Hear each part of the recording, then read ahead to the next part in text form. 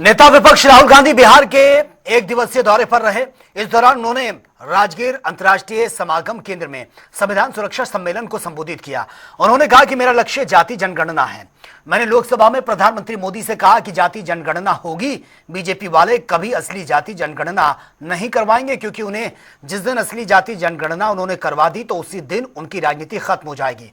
राहुल गांधी ने बिहार की वर्तमान स्थिति, जाति जनगणना, रोजगार और स्वास्थ्य, साथ ही सामाजिक न्याय पर केंद्र और राज्य सरकारों को कटघरे में खड़ा करने का काम किया।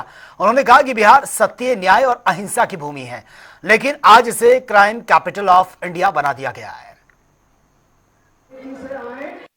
इसको हम सत्य, न्याय और अहिंसा की जमीन कह सकते हैं। बिहार को कह सकते हैं ना।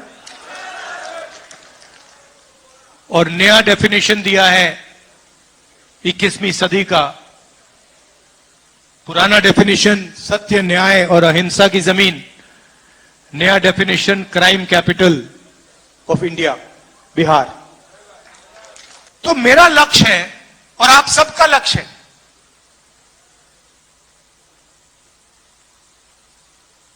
जाति जनगणना।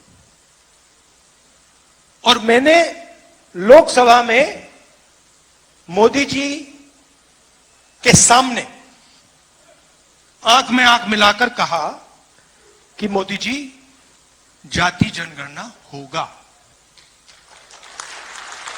आप जानते हो उनको सरेंडर करने की आदत है। ये कहते हैं कि ये 1947 में किताब लिखी गई है।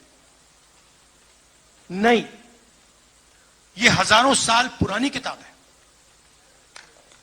ये इस किताब में हजारों साल पुरानी सोच है। अंबेडकर जी, गांधी जी, नारायण गुरु,